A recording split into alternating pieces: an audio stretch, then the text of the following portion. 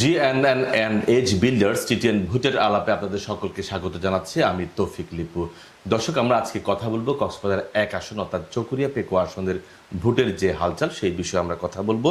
আমাদের সাথে স্টুডিওতে উপস্থিত আছেন বীর মুক্তিযোদ্ধা এবং সাংবাদিক নেতা জনাব ফজলুল কাদের চৌধুরী। আপনাকে আমাদের টি10 যে ভোটের আলাপে আপনাদের স্বাগত জানাচ্ছি। আমি অত্যন্ত কৃতজ্ঞ যে আমাকে এই ভোটের আলাপে টি10 পক্ষ থেকে আমন্ত্রণ জানানোর জন্য। আমরা মনে করি যে এটা অত্যন্ত সুন্দর এবং সৌহার্দ্যপূর্ণ আলাপ হবে। ধন্যবাদ। অবশ্যই আমরা তার আগে একটু যে চকরিয়া 1 আসন অর্থাৎ চকরিয়া পেকুয়া যে আসন কক্সবাজার 1 আসনের যে ভোটার যে অর্থাৎ সর্বমোট কত ভোটার রয়েছেন সেটি আমরা একটু জানিয়ে দিতে চাই দর্শকদের জন্য। মোট ভোটার হচ্ছে 5,40,490 জন। তার মধ্যে পুরুষ ভোটার রয়েছে 2,90,291 জন, নারী ভোটার রয়েছে 2,50,198 জন এবং হিজড়া জনগোষ্ঠীর ভোটার রয়েছে 1 জন। এই আসনে মোটামুটি 2 জন প্রার্থী বেশ নামডাক রয়েছে, অর্থাৎ তারা খুব জোরে সুরে তাদের প্রচারণা চালাচ্ছেন। তার মধ্যে আমরা যদি বলি হ্যাভিওয়েট প্রার্থী একজন রয়েছেন, তিনি বাংলাদেশ জাতীয়তাবাদী দল বিএনপির কেন্দ্রীয় স্থায়ী কমিটির তিনি সদস্য সালাউদ্দিন আহমেদ, এবং আরেকজন খুব তরুণ প্রার্থী, তিনি কক্সবাজার শহর জামাতের আমির আব্দুল্লাহ ফারুক। তো এই 2 জনের মধ্যে কিন্তু ভোট যুদ্ধ হবে বলে আমরা জানতে পেরেছি স্থানীয়দের মাধ্যমে। তো জনাব ফজলুল কাদের চৌধুরী, আমরা চকরিয়ার আসলে এবারের ভোটের যে হিসেব নিকেশ সেটি কেমন হতে যাচ্ছে, আপনার অবজারভেশনে কি বলে?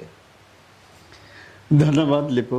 আমি প্রথমেই চকরিয়া এবং পেকুয়া উপজেলার ভৌগোলিক অবস্থানটা একটু প্রথমে বলবো। জি।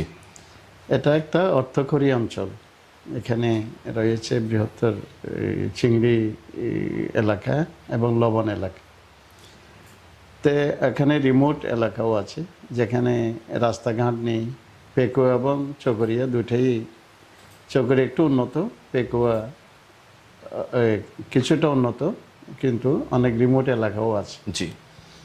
আমরা এখানে দেখছি যে সালাউদ্দিন আহমেদ সাহেব হচ্ছেন যে অনেক বিজ্ঞ রাজনীতিবিদ এবং কেন্দ্রীয় কমিটির অত্যন্ত প্রভাবশালী নেতা। আমরা ওনার আমলও দেখেছি, এর আগের আমলও আমরা দেখেছি যে সালাউদ্দিন মাহমুদ ছিলেন, এনামুল হক মঞ্জুর ছিলেন, তারপরে ইলিয়াস সাহেব ছিলেন, তো অনেকেই ছিলেন। এর মধ্যে আবার সালাউদ্দিন সাহেব এবং ওনার স্ত্রী হাসিনা আহমেদ, ওনারাও কিন্তু এখানে এমপি ছিলেন। একটা রিমোট, 2টা রিমোট এলাকা, এর মধ্যে উন্নয়নও হয়েছে অনেক। আমরা যেটা দেখেছি যে উন্নয়নের মধ্যে বেশি সময় পেয়েছেন সালাউদ্দিন আহমেদ এবং ওনার স্ত্রী হাসিনা আহমেদ। হাসিনা আহমেদ তো তিনি একবার সেখানে একবার হয়েছেন, কিন্তু সালাউদ্দিন আহমেদ 3 বার। আমরা মনে করি যে হাসিনা আহমেদ সহ মানে হচ্ছে যে সালাউদ্দিন আহমেদ 4 বার তারা, ওনারাই মূলত এটা এমপি ছিলেন। তো ওখানকার জনসাধারণও খুব সচেতন, শিক্ষিতও বেশি, এবং এক সময় কক্সবাজারকে ওনারা লিড দিতেন। কক্সবাজারের নেতারা কিন্তু যেমন আওয়ামী লীগের জহিরুল ইসলাম সাহেব, নজরুল ইসলাম সাহেব, তারপরে আরও অনেকেই বিজ্ঞ, যেমন মুক্তিযোদ্ধাদের মধ্যে রাব্বান সাহেব, সবাই চকরিয়ার গোলাম রাব্বান। তা আমরা এখন দেখছি যে চকরিয়া থেকে তেমন কোনো প্রথিতযশা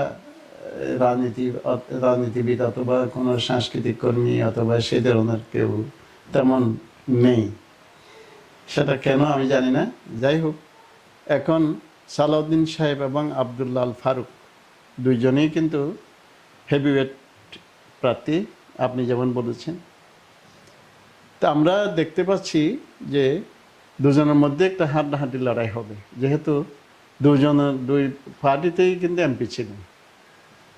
এখন প্রথমেই আমরা যেটা বলবো সেটা হচ্ছে যে সালাউদ্দিন আহমেদ সাহেব এলাকার মধ্যে, জনগণ যেটা বলছে যে এলাকার মধ্যে তিনি সময় কম দিতে পেরেছেন, কেননা তার যাতায়াত কিন্তু কেন্দ্রীয় কমিটিতে বেশি। ওখানকার বিভিন্ন কাজে উনি ব্যস্ত ছিলেন। সময়টা একটু বেশি পেয়েছেন আবদুল্লাহ আল ফারুক। তিনি প্রায় 1.5 বছর ধরে ওখানে শস্যে বেরিয়েছেন এবং বিভিন্ন ঘরে, অন্তত একটা ঘরে 2-4-5 বার উনি যাওয়ার একটা সময় সময় তিনি পেয়েছেন। সালাউদ্দিন সাহেব মিটিং করতেছেন, বড় বড় মিটিং, কিন্তু জনগণের কাছে পৌঁছানোর মতো সেই সময় উনি পাননি। এর একটা রেজাল্ট কিন্তু ইলেকশনে হতে পারে, সম্ভাবনা আছে, যেটা আমরা জনমুখে শুনতে পাচ্ছি। না হয় সালাউদ্দিন সাহেবের সামনে আবদুল্লাহ আল ফারুক তরুণ একজন ব্যক্তি, উনি টিকার এবং আলোচনায় আসার কোনো সম্ভাবনাই ছিল না। ওই যে কারণটা বললাম, মানুষ চায় যে তার বাড়িতে আসছে যে একজন প্রার্থী, তাকে আমরা ভোট দেব, একটু সহানুভূতি, এরকম একটা সহানুভূতি সৃষ্টি হয় মানুষের মধ্যে। সাধারণ মানুষ, ওরা তো আর টেলিভিশন তেমন দেখে না। কৃষক, মজুর, ক্ষেত খামারের যে যাবতীয় রিক্সাওয়ালা, প্রার্থী আসছে আমি একটু খুশি হলাম এই ধরনের বিষয়। প্রার্থী আসছে, ওনাকে আমি ভোট দেব, আমার বাড়িতে আসছে, আমার সাথে কোলাগুলি করছে, এই বিষয়টাও কিন্তু ওখানে একটা বড় কাজ করছে বলে আমরা মনে করছি। একটা প্রভাব পড়তে পারে, এটা বিশাল একটা প্রভাব পড়বে। সেই জন্য আবদুল্লাহ আল ফারুক সালাউদ্দিন সাহেবের সামনে একটা প্রতিদ্বন্দ্বিতা গড়ে তুলতে পেরেছেন বলে আমাদের ধারণা। জনাব ফজলুল কাদের চৌধুরী, আমরা আলোচনা যেটা আমরা আলাপ বলছিলাম সেই আলাপটা আমরা চালিয়ে যাব। আমরা একটি 1 মিনিটের একটা বিরতিতে যেতে যাচ্ছি। Thank you. দর্শক, আমরা নিচ্ছি ছোট্ট একটি বিরতি। এমন একটা জায়গাতে যদি আমাদের ফ্ল্যাট হতো, যেখানে পরিবার নিয়ে শান্তিতে থাকব, আর ভবিষ্যতের জন্য নিরাপদ একটা ইনভেস্টমেন্ট হবে। কিন্তু এত সুন্দর লোকেশনে ফ্ল্যাট তো পাওয়া যায় না সহজে। জি, পাওয়া যায়।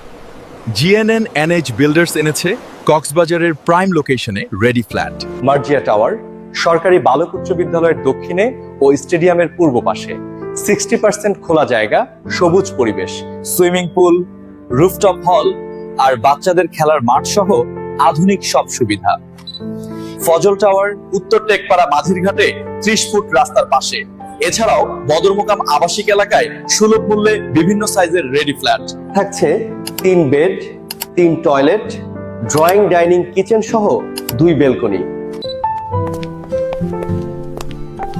আলহামদুলিল্লাহ, প্রিমিয়াম আর বাজেট 2 অপশনই তো আছে একসাথে।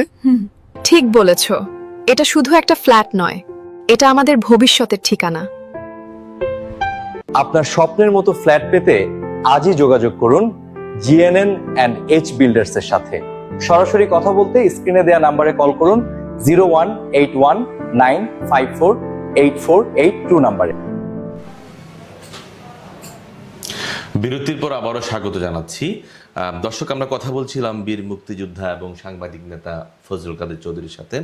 যারা ফজলুল কাদের চৌধুরী, এই যে চকরিয়া পেকুয়ার কথা আমরা যেটি বলছিলাম, আপনি বেশ একটু সহজ শর্তে অনেকটা স্বীকারোক্তির মতো করে অনেক সুন্দর করে গুছিয়ে বললেন। এই যে মানুষ চায় হচ্ছে শান্তি।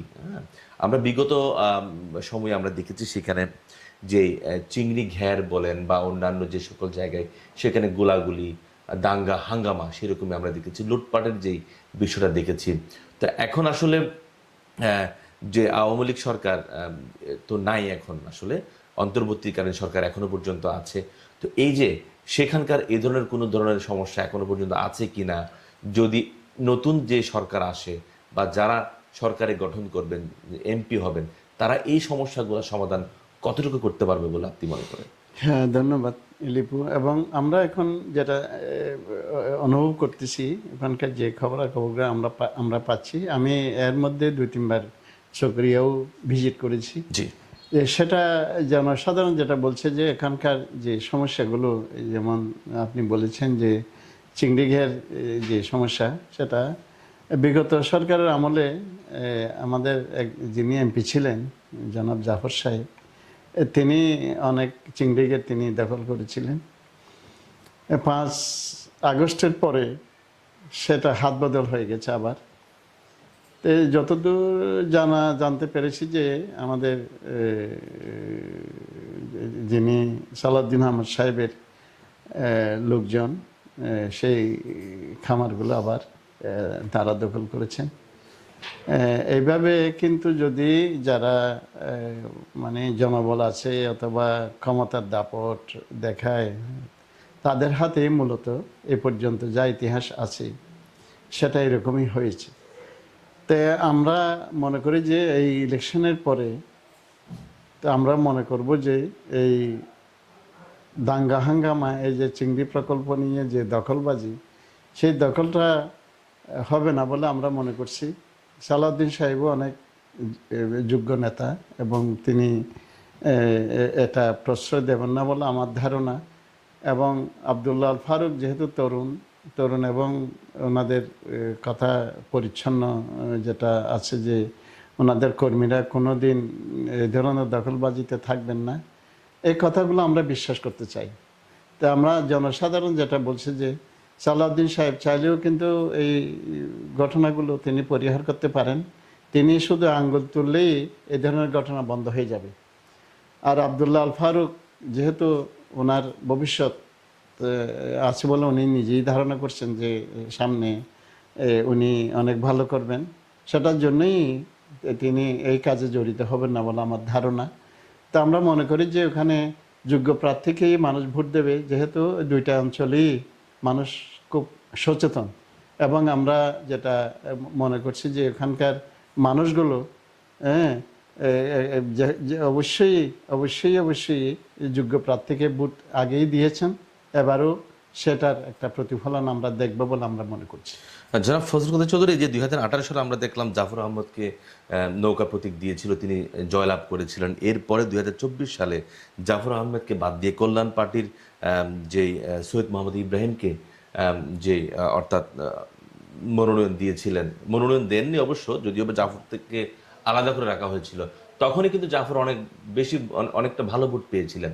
তো এখন নির্বাচনে যে আওয়ামী লীগের যে ভোটগুলা, এটি আসলে কাদের দখলে যাচ্ছে, মানে কাদের দিকে যাচ্ছে বলে আপনি মনে করেন? কি বিএনপির দিকে নাকি জামায়াতের দিকে? ইব্রাহিম সাহেবের আমলটা ছিল একটা মানে স্বপ্নের মতো। এটা কোনো রাজনীতির মধ্যেও পড়ে না। উনি আসলে এসছিলেন কোথাও জায়গা না পেয়ে, ওনার নিজের জায়গা, মানে আমার ইচ্ছে হলো আসলাম, আমি কিছু টাকা পয়সার জন্য, ওনার বিশাল একটা ব্যাংকের একটা ঋণ ছিল, জি, এই ঋণটা কভার করার জন্য ওনাকে রাজনীতিতে আসতে হয়েছিল। তো উনি কোথাও ঠাঁই না পেয়ে তিনি চকরিয়াতে আসছিলেন এবং ওনার আশেপাশে কিছু মানুষও জড়ো হয়েছিল তখন। সেই সময়কার এটার সাথে রাজনীতির সাথে মিলানো যাবে না। এটা এই যে আওয়ামী লীগের যে ভোটের কথা বলছিলাম, এটি আসলে কোন পক্ষের দিকে যাচ্ছে আপনি কি মনে করেন? এই আওয়ামী লীগের ভোটগুলো দুই ভাগ হবে বলে আমার ধারণা, দুইটা ভাগে বিভক্ত হয়ে যাবে বলে আমার ধারণা। আওয়ামী লীগের অনেকে কিন্তু খুব কষ্টে আছে। এরা যদি শেল্টার পায় এবং মনে করে যে এই প্রার্থীটা জিতবে, সেই রকম কোনো আভাস পেলে সেখানেই ওনারা ভোট দেবেন। কয়েকদিন আগে দেখলাম একজন যে চেয়ারম্যান, তিনি এলাকায় এসেছিলেন, দিদান নামে একজন চেয়ারম্যান, তো তাকে আবার আইন শৃঙ্খলা বাহিনীর সদস্যরা ধরে নিয়ে গেছে। তো ওনার সন্তান, ওনার স্ত্রীটা দেখলাম যে সরাসরি ধানের শীষের পক্ষে ভোট চাইছেন। এটা কি অনেকটা কি জোর করে চাওয়ানো হচ্ছে নাকি এটা কোনো কৌশল? হয়তো না, উনি মনে করছেন যে সালাউদ্দিন আহমদ সাহেব আবার জয়যুক্ত হবেন, সেই রকম একটা ধারণার উনি একটা শেল্টার পাবেন, অন্তত ধানের শীষের মধ্যে একটা শেল্টারের জন্য ওনারা কোথায় শেল্টার পাবেন, যার বুদ্ধিতে মনে হয় যে আব্দুল্লাহ আল ফারুক জিতবেন, তাহলে ওদিকে যাবে। আর যদি মনে করেন যে সালাউদ্দিন আহমদ সাহেব একজন হেভিওয়েট প্রার্থী, উনিই জিতবেন, উনি শেল্টার দিতে পারবেন, তাহলে ওদিকেও যাবে। সেটা একটা বাক হয়ে যাবে বলে আমার ধারণা, এলাকা ভিত্তিক বাক হয়ে যাবে। এবং ওখানে একটা আমি যেটা দেখতে পেয়েছি যে চকরিয়া এবং পেকুয়ার মধ্যে একটা আঞ্চলিকতা, একটা রব উঠেছে। জি, চকরিয়ার মধ্যে কিন্তু ভোট আছে পেকুয়ার সাথে একটু বেশি, সেজন্য প্রার্থী আব্দুল্লাহ আল ফারুকের বাড়িও কিন্তু চকরিয়াতে, আর সালাউদ্দিন সাহেবের বাসা হচ্ছে পেকুয়াতে। এই বিষয়টা যদি সামনে চলে আসে, তাহলে কিন্তু ভোটের মধ্যে অবাক হওয়ার মতো অনেক কিছু থাকতে পারে বলে আমার ধারণা। আমরাও অবাক অবাক অবাক হতে চাই আসলে। হ্যাঁ, আমরাও প্রত্যাশা করি সৎ এবং যোগ্য ব্যক্তি যিনি দেশের জন্য কাজ করবেন, দেশের উন্নয়নে কাজ করবেন, তিনি জয়লাভ করুক, সেটি অবশ্যই চাই। তো পাশাপাশি এই যে আপনারা চকরিয়া এবং পেকুয়া ওই জায়গা থেকে আসলে যাওয়া যায় হচ্ছে মহেশখালী বা অন্যান্য জায়গায় যাওয়া যায়, কুতুবদিয়া। তো আসলে সরকারের বেশ কিছু বিগত সরকারের বেশ কিছু মেগা প্রকল্প বাস্তবায়ন হতে চলেছে। ওই সকল মেগা প্রকল্পের কিন্তু যে কানেক্টিভিটি সেটি কিন্তু ওই এলাকা দিয়ে যাচ্ছে। তো আলটিমেটলি কিন্তু ওই এলাকার ডেভেলপমেন্টটাও আমরা দেখতে পাচ্ছি। তো এই ক্ষেত্রে আসলে আপনি কি মনে করেন যে এখন নতুনভাবে আমরা দেখতে পাচ্ছি সালাউদ্দিন সাহেব প্রতিশ্রুতি দিচ্ছেন এখানে এটা হবে, এটা হবে, হ্যাঁ, এটি কিন্তু আপনারা না চাওয়ার আগে কিন্তু হয়ে যাচ্ছে। এখন কিন্তু দেখতে পাচ্ছি অনেক প্রতিশ্রুতি, তারা কিন্তু সরকার গঠন করে নাই, নির্বাচন জয়লাভ করে নাই, কিন্তু অনেক কিছু করে মানে হয়ে যাবে, বেশ কিছু প্রতিশ্রুতি দিচ্ছেন। এটি কি মুখের কথা নাকি একেবারেই পরবর্তীতে এটি বাস্তবায়ন হবে সেরকম? ভোটের ময়দানে তো শুধুই মুখের কথা। আমরা যেটা ইতিহাস যেটা জানি, এই মঞ্চের মধ্যে অনেক কথাই বের হয়। আমি এটা করব, সেটা করব, এমন করব, তেমন করব, সোনা দিয়ে মোড়াইয়া দেব, এমন করব। এটা প্রার্থীরা সবসময় বলে। এখান থেকে 80% লেস করতে হবে, 20% কিছুটা করতে বাধ্য ওনারা।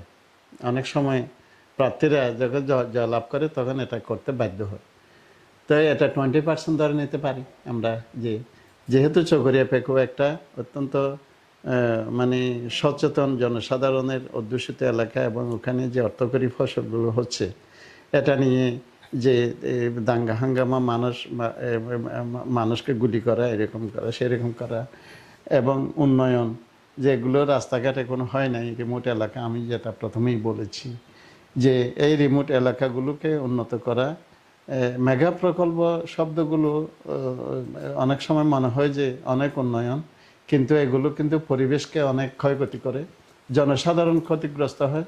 এবং এই মেগা প্রকল্পগুলো যেখানে নাই ওখানেও মানুষ কিন্তু স্বস্তিতে থাকে। মেগা প্রকল্পের জন্য কিন্তু মহেশখালী এলাকা, যেমন আমাদের মাতার বাড়িতে যে তাপ বিদ্যুৎ কেন্দ্র, এটার নাম হচ্ছে তাপ বিদ্যুৎ কেন্দ্র। এটা তাপ যখন শুরু হবে তখন কক্সবাজার থাকাটাও আমাদের জন্য কঠিন হয়ে পড়বে। এবং এই কয়লা ভিত্তিক যে প্রকল্পগুলো সমস্ত পৃথিবীতে বন্ধ হয়ে যাচ্ছে। আমরা রিনিউয়েবল এনার্জির দিকে যাচ্ছি সমস্ত পৃথিবী, যেটা আমরা সূর্য থেকে পাচ্ছি, পানি থেকে পাচ্ছি, বায়ু থেকে পাচ্ছি। তো এগুলো কিন্তু বন্ধ করার জন্য কেউ কিছু বলছে না, কারণ পরিবেশ সম্পর্কে তাদের কোনো ধারণা নেই, কোনো ধারণা নেই, প্রার্থীদের ধারণা নাই। আমাদের সমস্ত কিছু নিয়ে যে একজন প্রার্থী যোগ্যতা সম্পন্ন একটা প্রার্থী প্রত্যেকটি বিষয় নিয়ে মানুষের উন্নয়ন, সার্বিক উন্নয়ন, চোখে দেখার একটা বিল্ডিং আমরা করলাম, এটা কিন্তু কত শত গাছ কেটে আমরা করলাম, কত শত একটা গাছ তো একটা অক্সিজেনের ফ্যাক্টরি। তাই এগুলো সম্পর্কে ধারণা না থাকা হচ্ছে আমাদের জন্য একটা আমাদের জন্য একটা খুবই কষ্টকর একটা বিষয়। তো আমাদের প্রার্থীগুলো এই ব্যাপারে অজ্ঞ, এবং এ ব্যাপারে কিছু উন্নয়ন বলতে ওনারা কি বুঝেন আমি বুঝলাম না। উন্নয়ন বলতে একটা সার্বিক উন্নয়ন, যেটা পরিবেশকে ধ্বংস না করে মানুষের সার্বিক উন্নয়নে কাজ করা, এটা একটা বিষয়। জনাব ফজলুল কবির চৌধুরী, আমরাও প্রত্যাশা করছি উন্নয়ন হোক জনগণের জন্য, আর যারা নির্বাচিত হোক তারাও কাজ করবে জনগণের জন্য। আপনাকে অসংখ্য ধন্যবাদ, আমাদের সময় দিয়েছেন। অনেক ধন্যবাদ, অনেক ধন্যবাদ। আমি GNNH বিল্ডার্স এবং TTN-কে আমি অত্যন্ত কৃতজ্ঞতা এবং ধন্যবাদ জানাচ্ছি। দর্শক, এতক্ষণ আপনারা যারা আমাদের সাথে ছিলেন, আমাদেরকে যারা দেখছেন, আপনাদেরকেও অসংখ্য ধন্যবাদ।